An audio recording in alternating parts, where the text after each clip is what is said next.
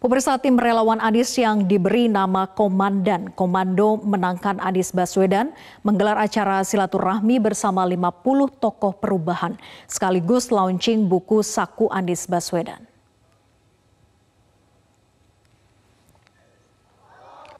Rangkaian acara relawan Anies diawali dengan rapat kerja nasional kemudian disambung dengan silaturahmi bersama 50 tokoh nasional perubahan. Adapun hal yang dibahas mengenai rencana taktis dan hal konkret relawan ke depan untuk kemenangan Anies sebagai calon presiden 2024. Ketua Komandan Saiful Zaman mengatakan acara ini juga diisi dengan launching buku Saku Anies Baswedan yang merupakan gerakan kecil relawan untuk mendukung Anies Baswedan. Kita dari tadi pagi dari jam 9 melakukan rakernas, kemudian disambung dengan silaturahim bersama 50 tokoh perubahan. Luar biasa, tokoh-tokoh nasional semua hadir dan kita membicarakan hal-hal yang konkret apa yang akan dilakukan oleh para relawan ke depan. Jadi bukan lagi yel-yel, bukan lagi jargon, tapi lebih pada rencana-rencana taktis yang akan kita lakukan di TPS masing-masing.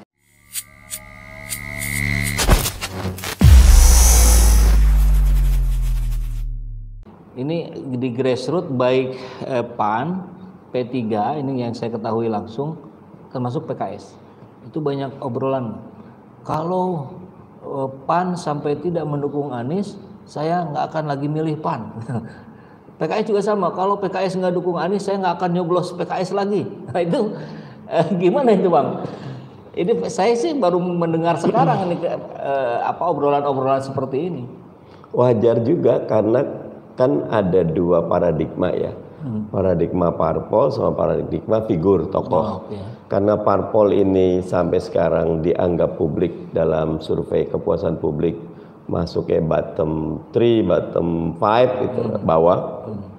Ya masyarakat lebih banyak milih figur. Nah, Mas Anies dengan segala prestasi dan kemampuannya itu memang diantara yang unggul untuk dirujuk oleh publik sehingga harapan publik memilih Mas Anies masuk akal dan partai politik mesti benar-benar mengkalkulasi walaupun semua quote and unquote pikiran-pikiran dari publik itu akan terrasionalisasi, termoderasi ketika sudah masuk ke kontestasi. Misalnya gini, masuk 3 gitu loh. Ternyata tidak ada nama Mas Anies misal gitu. Ya publik nanti akan coba melihat juga mungkin ada yang sama visi misinya gitu. Karena harapan kita tadi ya seperti yang Abang sampaikan, jangan sampai hanya melulu figur yang dipertarungkan tapi juga visi misinya. Ya, harapan kalau saya sih demokrasi akan sehat. Kalau figuritas wajar, tetapi harus beyond figur, harus masuk ke apa sih tawaran solusi Mas Anies, solusi Ganjar, solusi Pak Prabowo untuk Indonesia kita atau solusi dari calon-calon yang lain. Nah, kontestasi karya dan gagasan itu akan membuat masyarakat bisa mengikat orang-orang ini dengan janjinya gitu. Kalau itu berarti ada semacam konvensi dong, maksudnya lebih ke situ kah sehingga nanti partai politik, oke, saya mengusung Ganjar, saya mengusung Prabowo karena beliau sudah punya apa? Ya, kalau revisi undang-undang partai politik bisa kita jalankan di mana partai melakukan mekanisme pemilihan internal lebih dahulu bahwa misalnya dari partai ada 5 calon, ada kontestasi internal, konvensi, ketemu dengan visi ini, publik diajak terlibat, itu jauh lebih sehat. Jangan PKS kan sudah sering melakukan. Iya, kami terus mensosialisasikan dan mendiskusikan. Kita udah punya platform pembangunan, kita falsafah dasar pembangunan, kita semua visi misi PKS ditawarkan, figurnya ditawarkan, tinggal publik mudah-mudahan membelinya gitu. Ya. Nah memang kalau bicara PKS kan unik juga kali Bang ya. Ketika kita lihat partai yang terjaga lah. Kalau turun juga nggak turun banget, gitu. Kalau naik juga memang nggak naik banget. Atau sering kita sebut maunya turun nggak turun banget, naiknya telus. Amin. Nah itu kita coba dulu masuk ke yang pendapat berikutnya Bang ya. Bravo PKS. PKS pasti bersama Anies. Cianjur hadir, PKS harus dukung Anies, salam akal sehat. Realitas Anies layak diusung PKS. Go Mardani go katanya. Baik, Bang, kalau kemarin kan kita lihat ada kedekatan yang cukup erat nih antara PKS dengan sosok Habib Rizik Syihab. Nah, ini pertanyaan agak ringan memang. Abang sudah ketemu Habib Rizik? Belum, tetapi udah sampein salam dan saya pendapatnya biarkan Habib Rizik bersama keluarga lebih dahulu karena hak beliau. Tapi saya sempat 3 kali ingin jenguk, tapi karena COVID, karena berbagai aturan belum berhasil terus. Waktu beliau masih di dalam ya. Di Bareskrim. Ya, kalau sekarang haknya Habib Rizik dengan keluarga dulu. Jadi kita inilah ya. Tapi hubungan tetap dan insya Allah hati nyambung terus. Alhamdulillah. Kemudian tentang terkait isu ini, Bang, ini kita juga menjadi pertanyaan di kalangan para simpatisan PKS. Tentu kalau simpatisan kan agak berjarak ya, tidak terlalu tahu apa yang terjadi di dalam.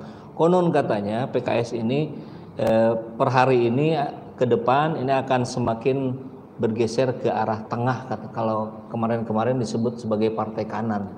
Itu gimana, Bang, klarifikasinya? Kalau secara asas tetap ya pasal 2 anggaran dasar asas partai Islam. Partai Islam. Kami tegas mengatakan basis kami, asas kami, tujuan kami betul-betul mewujudkan Islam rahmatan lil alamin, itulah. Makanya visinya menjadi Islam rahmatan lil alamin yang terdepan dalam melayani bangsa dan NKRI. Nah, jadi basisnya tetap Islam, bahwa strateginya ingin ngambil tengah karena suara banyak di tengah wajar, karena tengah ini kan kelompok moderat, kelompok rasional, bukan cuma kelompok ideologis Islam, tapi banyak umat Islamnya. Jadi kalau buat saya partai kanan yang coba untuk mendapatkan suara tengah. Lebih tepatnya barangkali semakin membuka diri lah gitu, Bang ya. Kalau dari dulu sebenarnya membuka diri sudah. Terbuka. Misalnya gini, di Indonesia Timur, contohnya di Papua, saya ingat dari 25 anggota DPRD, 16-nya bukan Islam. 9 doang ya dari PKS. Nanti bisa dicek angkanya. Kenapa? Karena kita sangat menghargai asas proporsionalitas. Selain yang pertama tentu integritas. Jadi banyak yang pengen gabung sama PKS, boleh. Selama jaga integritas, perangi korupsi, kemudian jadi orang yang betul-betul bekerja berbasis pengabdian. Baik. Barangkali closing statement, Bang, kira-kira pesan-pesan untuk sahabat SJ Channel, para pecinta Anies Baswedan, para simpatisan PKS. Monggo silakan. Oke, berbahagia sekali Kang SJ dan teman-teman yang nyambung baik di SJ subscribers maupun di komandan. Yang pertama tentu kalau saya ingin menasihati diri sendiri dan kita semua terus berkarya. Jadilah umat Islam atau warga bangsa yang berprestasi. Karena Allah mengingatkan alladzi khalaqal mauta wal hayata liyabluwakum ayyukum ahsanu amal. Harus melakukan amal yang terbaik dan berprestasi. Yang kedua tentu bahasa Mas Anies nih, berkolaborasi. Mantap. Karena nggak bisa bangun Indonesia sendirian. Ya, jadi dengan semua anak bangsa terus diskusi, sinergi dan kolaborasi ya. Selalu rendah hati ya. Kayak saya waktu jadi ketua tim Anies Sandi, 3 aja saya bilang. Luruskan niat, rendahkan hati, cerdaskan akal. Kenapa harus rendah hati? Syarat utama kolaborasi itu rendah hati. Jadi kita mau dengarkan sebelum didengar, bantu sebelum dibantu. Terakhir tentu jangan lupa dekat sama Allah Subhanahu Wa Taala. Karena apakah Anies bisa jadi presiden? Allah. Kalau Allah berkehendak nggak ada yang nggak mungkin. Insya Allah. Masya Allah. Dan kalau nggak salah di acara Nilad atau Rakernas PKS kemarin ya, itu kurang lebih tagline-nya juga kolaborasi, Bang. Nah, transformasi dan kolaborasi ya. Transformasi dulu, beresin internal, habis itu kita kolaborasi. Jadi saya kira itu sudah sangat nyata kalau bicara tanda-tanda alam itu. Di PKS tagline-nya kolaborasi, Pak Anies kolaborasi. Mudah-mudahan segera ketemu dan Indonesia semakin jauh lebih baik, Amin. Jauh lebih sejahtera, Amin. Jauh lebih berkembang lah seluruh aspeknya. Amin. Terima kasih Bang. Assalamualaikum warahmatullahi wabarakatuh. Waalaikumsalam warahmatullahi wabarakatuh.